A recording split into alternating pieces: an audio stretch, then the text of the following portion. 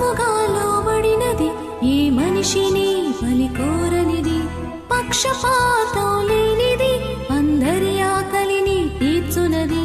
త్యాగమే దానికి ప్రాణాన్ని ఇస్తుంది మనిషికి, త్యాగమే దానికి ప్రాణాన్ని ఇస్తుంది మనిషికి.